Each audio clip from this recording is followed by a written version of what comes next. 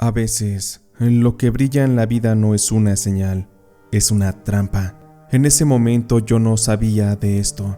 Sin embargo, me encontraba frente al espejo del baño de la oficina, con la luz parpadeando y las manos húmedas que no terminaban de secarse. En esos momentos de mi vida yo trabajaba como auxiliar de archivo. Era una empleada más que tenía su escritorio, su taza de café, una rutina bastante aburrida. Aún así, aquel día, el ambiente olía distinto. Esto se debía a que se había abierto la vacante para asistente del director. En el pasillo todos hablaban del licenciado Octavio Beltrán, como si fuera un rumor con corbata. Se hablaba de que el hombre era mujeriego, borracho, pero eso sí, él nunca fallaba en el trabajo. Era muy puntual y siempre sacaba los números. No había meta que se le escapara. Realmente nadie lo admiraba como persona, nadie lo quería, pero todos le tenían miedo. Debo confesar que yo también, pero en mi mente, yo necesitaba ese aumento de sueldo que ofrecían. Y es que en casa el dinero nunca alcanzaba, y mi salario era parte importante del sostén de mi familia. Y es que yo era una chica joven, tenía otros hermanos que también trabajaban, pero estos tenían empleos de medio tiempo, porque aún estaban estudiando la universidad. Por lo tanto, la mayor carga económica era para mí. Esto a razón de que mi padre ya no vivía con nosotros.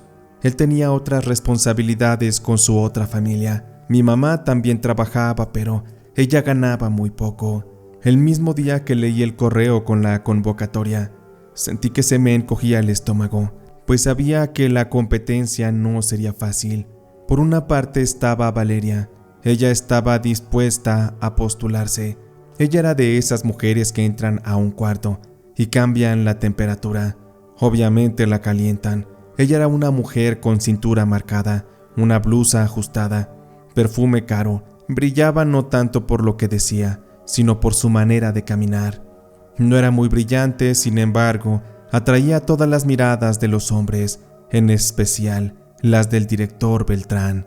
Yo sabía que al estar postulada esa mujer, ella sabría utilizar sus encantos a su favor, y esto era algo bastante peligroso. La otra candidata era Nora, de finanzas, una mujer discreta, correcta, con una mentalidad muy afilada, sin tanto maquillaje y con las uñas cortas. Nora era una mujer mucho más dedicada, y entre estas dos, yo me sentía como una sombra. No era ni muy sexy ni muy brillante, algo medianamente mediocre. Llegué a la casa con la noticia de que me había postulado. Mi mamá me recibió con el mandil lleno de harina, y en cuanto le conté, ella demostró su apoyo. Ella estaba conmigo. Ay, mi niña, me da mucha felicidad que estés intentando crecer en ese trabajo. Vas a ver que la vida se va abriendo poco a poco. Lo único que tienes que hacer es atreverte. Yo confío en ti, mi niña. Me gustaba mucho el entusiasmo de mi madre, pero también tuve que contarle la parte negativa. Ya sé, mamá, pero la verdad es que no la tengo tan fácil. Por una parte está Valeria. Ella es una mujer coqueta. Estoy segura de que con sus atributos, con su sensualidad, es un peligro. Ella puede quedarse con ese puesto si es que quiere. No más es cosa de que le abra las piernas al director, y con eso nos deja sin posibilidades. Por su parte, Nora es muy inteligente. Ella sería la indicada, y la verdad es que siento que voy a hacer el ridículo. Solo un milagro me podría ayudar, mamá. Mi madre se me quedó viendo, con esos ojos que ya adivinaban mis derrotas, y después se fue a su ropero. Fue caminando misteriosamente, hurgó entre las ropas y entre las cajas viejas, y volvió a mí, con una bolsita de tela de color rojo, muy pequeña, amarrada con un hilo negro y con un moño. Me lo entregó en la mano y después susurró: «Esto es un amuleto de la suerte, mi niña. Este me lo consiguió una señora que sabe de brujería, doña Aurelia. A lo mejor ya ni te acuerdas de ella. Me dijo que da suerte y que abre los caminos. Sin embargo, pues yo estaba esperando utilizarlo en el momento en que pensaba abrir un negocio. Pero pues ya ves que nunca se nos dio. Entonces ahí lo tuve escondido. Es más, si quieres mañana vamos con ella. Te aseguro que te hace una limpiecita y te da las palabras que necesitas. Créeme que no todo se compra con esfuerzo, hija. A veces hay que darse una ayudita con brujería. Yo no era de esas que se creen todo, pero cuando la vida aprieta, una escucha. Al día siguiente, muy temprano, tomamos un microbús y llegamos a una vecindad con patio de cemento, macetas tristes y casi secas. Había un olor como a humo, a hierbas o a incienso. Cuando tocamos, nos recibió la señora Aurelia. Ella portaba un suéter de color oscuro, trenzas cortas y un rosario enredado en la muñeca, como quien amarra el mundo para que no se le vaya. Pásenle, están en su casa. A ver, siéntense y cuéntame qué es lo que buscan. La mujer tardó un poquito en reconocer a mi mamá, y ya en confianza empezamos a contarle qué era lo que pasaba. Mi madre le enseñó el amuleto que ella misma le entregó tiempo atrás. Le preguntó si podía dármelo, y la señora dijo que sí. Sin embargo, dijo que yo necesitaría unas limpias y enfocar bien mi energía, mi fe, para que ese amuleto se activara para mí. La señora Aurelia me hizo sentar en un banquito frente a una mesa, en la cual sostenía veladoras pequeñas, una copa con agua y un plato con sal. La mujer pasó un huevo por mis brazos, por mi nuca, por mi espalda. Ahí empezaron a soplar en mi mente los recuerdos, uno por uno. Sentía mucha vergüenza, no sabía lo que estaba haciendo, cómo había ido a dar a la casa de una bruja. Pero la cosa se puso seria cuando esa mujer acercó un vaso de cristal con agua. Después, en el borde de este, golpeteó suavemente aquel huevo y, apoyada con sus pulgares, lo abrió para dejar caer así el contenido sobre el agua. Ay, muchacha, pues yo estoy viendo aquí que ya traes cansancio, pero es un cansancio que ya traes de tiempo. También vas cargando con un miedo heredado. Pero no veo problema para que puedas portar el amuleto. Créeme que este puede funcionar si lo llevas con respeto. Nomás te voy a decir una cosa, niña. Esos amuletos que yo hago son poderosos. Créeme que te pueden cambiar la vida. Pero también debo decirte que lo que viene en el camino, muchas veces no deberías forzarlo, porque cuando uno jala demasiado el destino, este se la cobra caro, y no siempre el cobro llega donde una se imagina. A veces es mejor dejar ir lo que no es pa' una. Pero si tú tienes mucha fe en que ese trabajo es para ti, en que tú eres la mejor, y sobre todo que no hay peligro tras conseguirlo, pues entonces puedes ir adelante. Lo único que te pido es que después, si pasa algo malo, debes tener en cuenta que yo ya te lo había advertido. Mi madre se puso contenta con el veredicto de esa mujer y le preguntó si es que acaso yo podía obtener aquel puesto con el amuleto. Aquella señora Aurelia respondió. De inmediato le respondió: por supuesto que puede, pero como ya bien le dije a la muchacha, no solo hay que preguntarse si es que pueden, la otra pregunta es, ¿realmente deben? Pero eso pues yo ya se los dejo a su consideración. Por ahora creo que ya hemos terminado. Aquella señora Aurelia, ya para despedirse, nos entregó una bolsita roja con pequeñas semillas dentro y con un listón. Me indicó que llevara también ese otro amuleto dentro del brasier el día de la entrevista. Me recalcó sobre todo que no hablara de aquello con nadie. Me dijo que la brujería no era para todos, solo para quienes estaban dispuestos a abrir los ojos.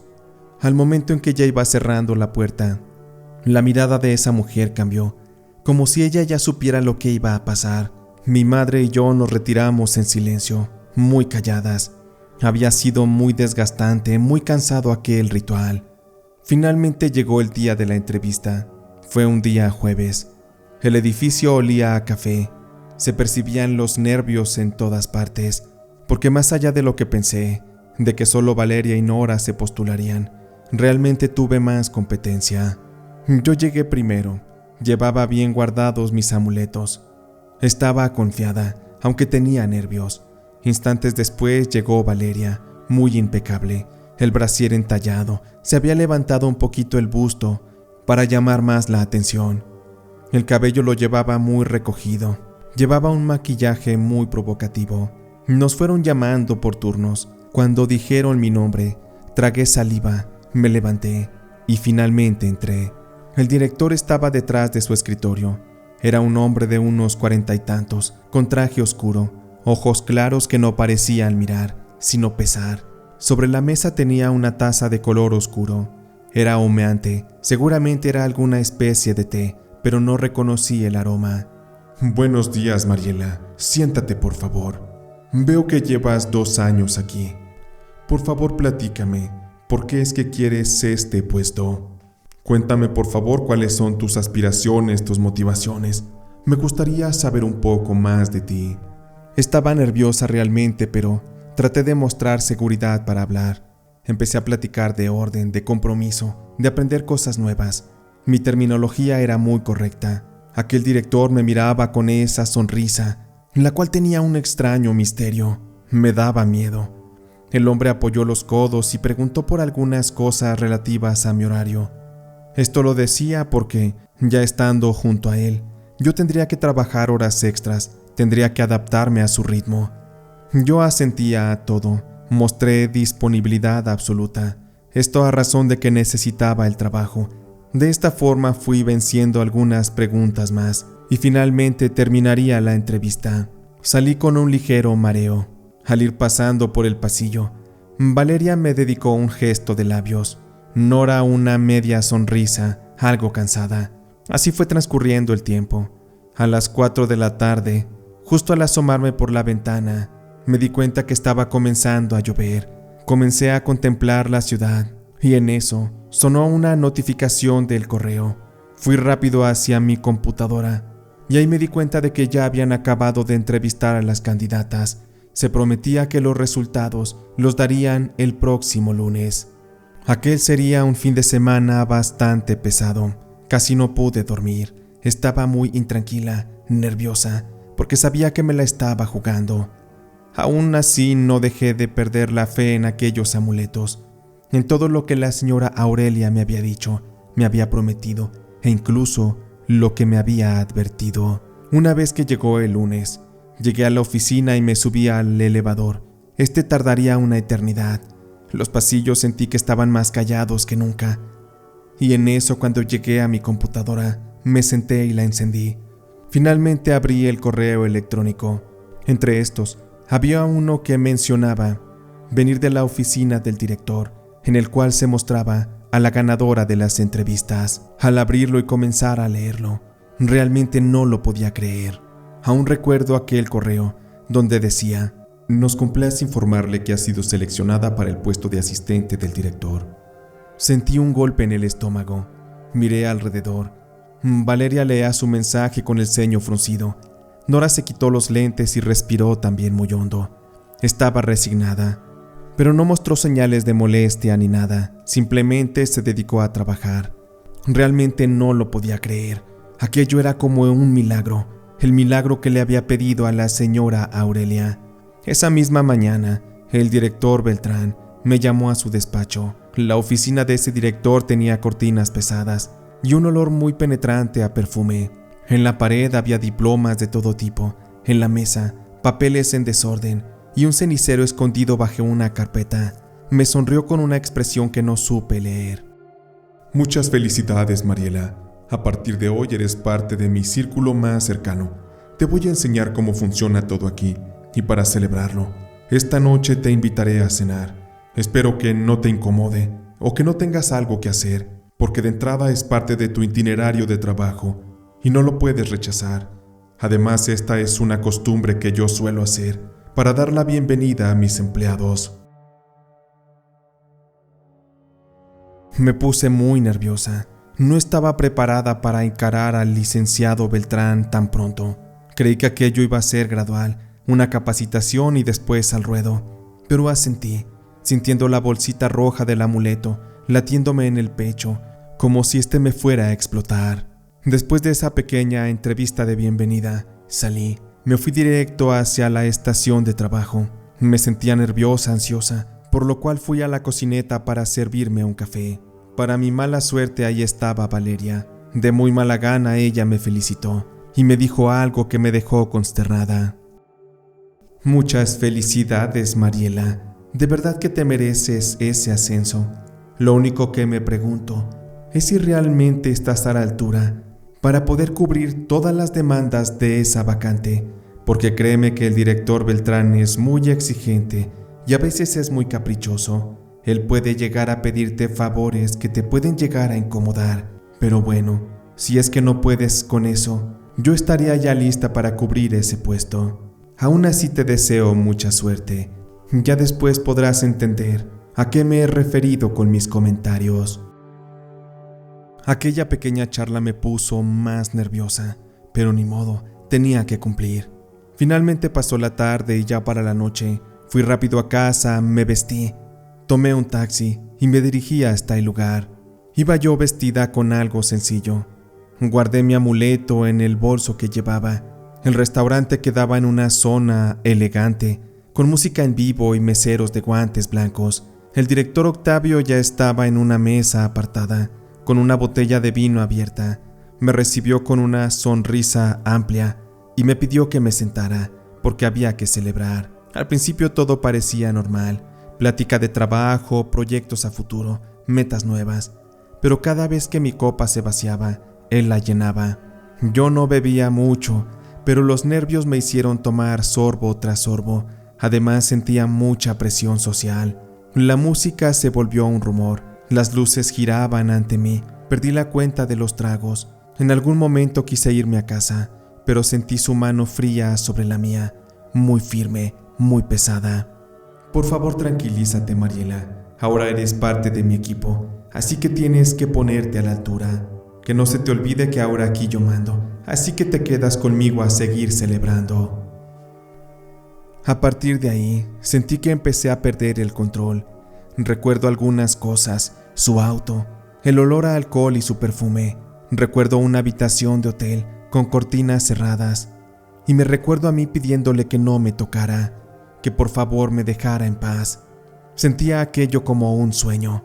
También lo recuerdo a él desnudo frente a mí, sosteniendo su celular. Este tenía el flash activado y es como si me estuviera grabando. Pude verme sin ropa, tirada en aquella cama. Solo vi cómo el hombre acomodó el celular sobre una repisa, se acercó a mí y sometiéndome a la fuerza, comenzó a hacerme el acto. Solo recuerdo su cuerpo moviendo sobre de mí, cómo sus manos me tocaban toda, el pecho, la boca, la entrepierna. El hombre era un salvaje, un cerdo. Yo no podía defenderme, solamente sentía como que las imágenes iban y venían. Finalmente recuerdo que el hombre terminó. Ni siquiera recuerdo si usó protección o no, pero su respiración agitada sobre mi cuello me hizo darme cuenta de que el tipo acababa de cometer una aberración sobre mí. En ese momento perdí la conciencia. No me di cuenta de cuántas horas me quedé dormida, pero al amanecer, ahí estaba yo, sola, con la cabeza que me dolía bastante, como si me hubieran golpeado. Mi vestido estaba arrugado en una silla. Sobre la mesa había un sobre con dinero y una nota que decía: bienvenida al puesto. Gracias por tu discreción. Por cierto, te ves muy bonita en las fotos. Me levanté y corrí al baño. Comencé a vomitar. Noté que me temblaban las manos. Jamás antes había bebido tanto alcohol. Comencé a llorar en silencio. Tenía miedo de que alguien me escuchara. Sentí el amuleto muy caliente contra mi piel, como si me ardiera de vergüenza. Ese día no fui a la oficina. Me sentía muy mal. Tuve que ir a casa y tuve que mentirle a mi madre sobre las razones por las que no había llegado a dormir. Mi mamá estaba preocupada, molesta, pero finalmente me creyó. Le dije que algunas compañeras también habían ido y que por el gusto y la emoción se me pasaron los tragos. Por eso es que una de estas me permitió dormir en su casa. Me sentía muy triste, decepcionada, me sentía humillada y recordé las palabras de la señora Aurelia, aquellas en donde recalcaba que muchas veces en la vida debíamos dejar de perseguir ciertas metas, porque al alcanzarlas, estas de alguna forma nos condenaban o nos podrían destruir. Al día siguiente llegué a trabajar a la oficina. El director Beltrán me miró desde su escritorio con una sonrisa fría. De inmediato me llamó. Al acudir cerró su oficina y me pidió que me sentara. De inmediato él se me quedó viendo. Le dio un trago a su café y me dijo algo en tono de advertencia. Espero que te vayas acoplando a mi modo de trabajar. Eres buen elemento, Mariela, pero creo que te falta actitud. Lo único que te advierto es que si dices algo de lo que pasó, debo decirte que yo tengo pruebas. Tengo algunas fotos y videos tuyas en circunstancias bastante comprometedoras. No creo que a tu mamá le guste verlas, a tu familia, o bien aquí en la oficina. Así que por favor, espero que te empieces a poner mucho más cooperativa, porque créeme, te conviene. Yo sé compensarlo muy bien en todos los aspectos. Me quedé helada. Entendí que mi ascenso era una condena. No podía renunciar, necesitaba el dinero, y él me tenía atrapada en sus garras. Pasaron las semanas, las mañanas se volvieron una tortura. Trabajaba como nunca, pero siempre con el miedo de que llegara la siguiente invitación a cenar por parte del director Beltrán. También cada vez que me llamaba a su despacho, sentía un nudo en el estómago, porque me vi forzada a entregarme a ese hombre, no solo aquella noche, sino muchas noches más. Llegué a un punto en donde ya no aguantaba. Fue una noche que llegué a casa y llegué llorando. Estaba destrozada. Sentía que mi vida era una porquería. Y mi madre, en cuanto me vio, me preguntó qué me pasaba. Yo ya no podía más. Le conté todo. Mi madre me abrazó y me dijo algo que me heló, porque sus palabras me recordaban a las mismas de la señora Aurelia, aquellas mismas que ya había yo reflexionado, donde se me advertía que no debía pisar destinos que no me correspondían. Al día siguiente, con la luz apenas entrando por las rendijas de la ventana, mi mamá me llevó nuevamente a visitar a la señora Aurelia. Aquella señora se sorprendió mucho al vernos, porque yo llevaba la cara completamente hinchada de tanto llorar. Empecé a contarle todo lo que me había pasado. Yo le pedí una disculpa a la señora Aurelia, porque ella ya me había advertido, pero esta, muy madura, muy empática, me dijo algo. Tú no te preocupes, muchacha, eres buena, solo por eso te voy a ayudar. Sé que nunca hiciste la brujería para dañar a alguien, pero fíjate que este amuleto abrió una puerta. Sin embargo, el hombre que estaba detrás es muy oscuro y ahora es necesario que te salgas de ahí y que volvamos a cerrarla. Mi mamá le dijo a la señora que quería que hiciéramos que ese hombre pagara. Quería que el director Beltrán recibiera su merecido. La señora Aurelia suspiró. En silencio encendió una vela negra, la colocó en la mesa y puso también un pequeño frasco de vidrio. Mira, muchacha, esto no es un juego, se llama trabajo de entierro. Con este no solo lo vamos a alejar, lo vamos a cortar de raíz, pero eso sí, todo lo que se entierra muchas veces ya no puede volver a ver la luz, así que puede ser que esto termine muy mal. Asentí con los ojos hinchados. Aquello no me importaba. Quería respirar sin miedo. La bruja sacó un pequeño muñeco de trapo. Me pidió que escribiera el nombre completo del licenciado Beltrán. Yo lo escribí sobre la tela del muñeco. Después, la señora Aurelia me entregó una aguja. Me dio la indicación de que pinchara el muñeco. Tomé la aguja y la enterré atravesándole el corazón. Mis manos temblaban, pero lo hice. Y mientras lo hacía, repetía su nombre. Finalmente la mujer metió el muñeco en el frasco y después comenzó a rellenarlo con tierra de panteón. Al cerrarlo, la mujer me dijo que debíamos enterrarlo esa misma noche, en algún baldío.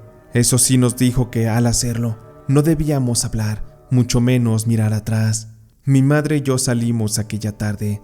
Llevábamos aquel trabajito de brujería en el bolso y al ir a casa, nos esperamos todo el día a que cayera la noche. Cuando esta llegó estaba húmeda, parecía que iba a llover, y finalmente caminamos hasta un baldío en las afueras de la colonia.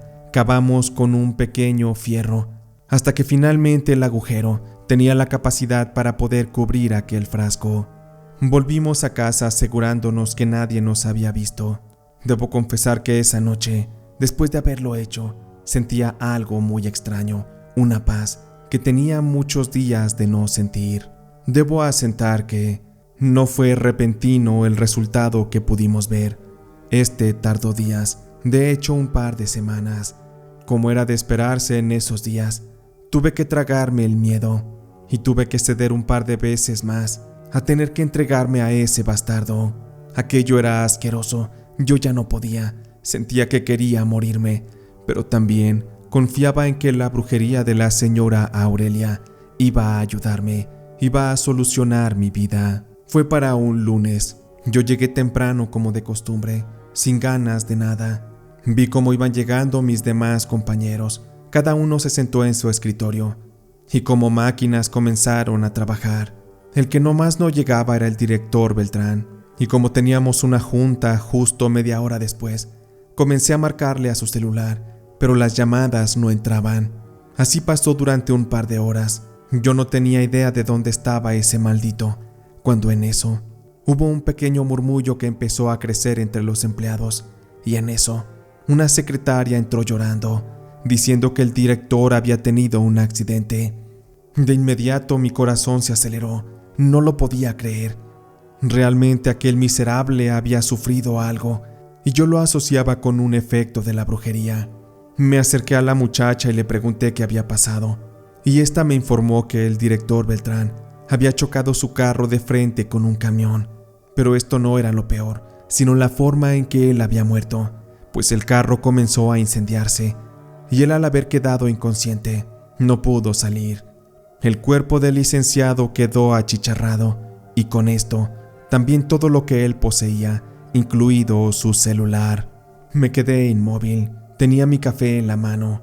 Sabía que finalmente la solución había llegado, porque por una parte me había deshecho de ese infeliz, y por otra, al haberse quemado su celular, todas las evidencias que tenía de mí, mis fotos y mis videos desnuda, en donde me hacía el amor, habían quedado borrados.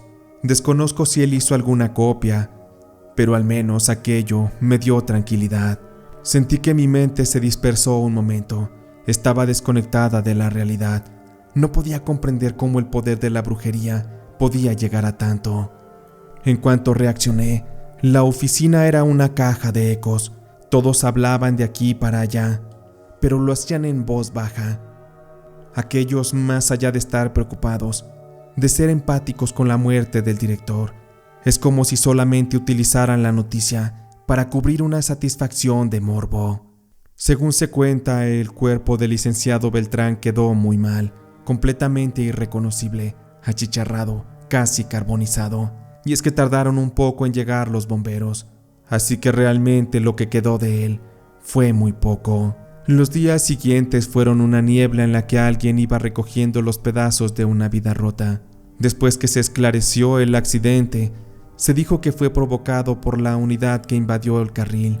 Aquel camión se metió en sentido contrario y prácticamente impactó de lleno y a gran velocidad el automóvil del licenciado Beltrán. Días después empezaron a circular fotos del cuerpo quemado del licenciado. Ahí comprendí que finalmente, en estos tiempos ya no existe la privacidad. Él invadió la mía y la gente invadió la suya. Aunque esto parezca muy trágico, horrible, y realmente vaya que lo es, pero en mi casa mi madre y yo recuperamos el sueño.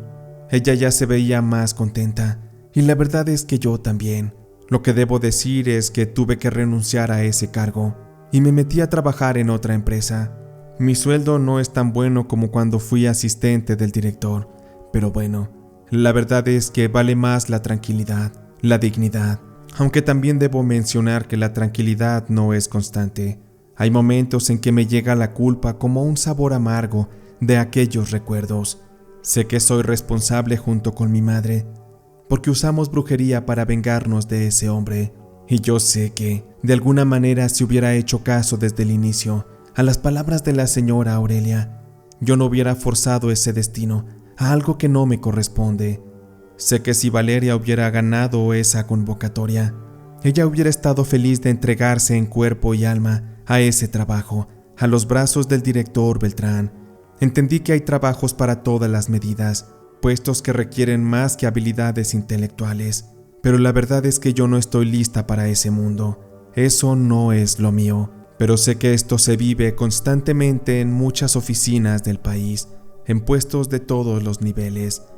Esta es una manera muy extraña de operar en las empresas, pero en fin, a mí me tocó vivirla. Gracias a la brujería terminé ahí dentro, También gracias a esta salí de ahí, pero las marcas quedan y estas permanecen y sé que seguirán ardiendo por el resto de mi vida.